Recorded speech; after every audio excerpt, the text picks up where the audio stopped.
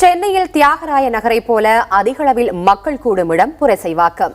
அங்கு பண்டிகை கால பொருட்கள் வாங்குவதற்கு வரும் மக்களுக்காக செய்யப்பட்டிருக்கும் ஏற்பாடுகள் குறித்த விவரங்களை நமது செய்தியாளர் ரகுவரன் தருகிறார். தீபாவளி பண்டிகைக்கு இன்னும் ஒரு நாளே இருக்கக்கூடிய நிலையிலே சென்னையின் தியாகராய நகர், வேளச்சேரி மற்றும் புரசைவாக்கம் ஆகிய பகுதிகளில் மக்களின் கூட்டம் அதிகமாகவே இருக்கிறது. நாம் தற்போது இருக்கக்கூடிய பகுதி சென்னை புரசைவாக்கம் பகுதி. இந்த பகுதியானது சென்னை எழும்பூர் மற்றும் சென்ட்ரல் வட சென்னை போன்ற பகுதிகளில் இணைக்கக்கூடிய பகுதியாக இருப்பதால் வாகன நெரிசல்கள் அதிகமாக இருக்கிறது.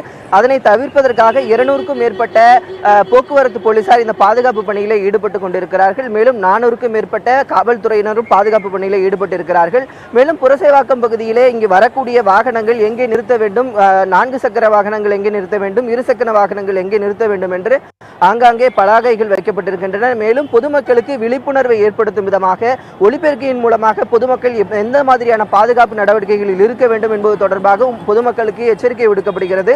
மேலும் திருட்டு செயல்களில் ஈடுபடக்கூடிய நபர்களினுடைய புகைப்படங்களும் ஆங்காங்கே ஒட்டி வைக்கப்பட்டிருக்கின்றன. புதிய தலைமுறைக்காக ஒளிப்பதிவாளர் கேசவனுடன் ரகுவரன்.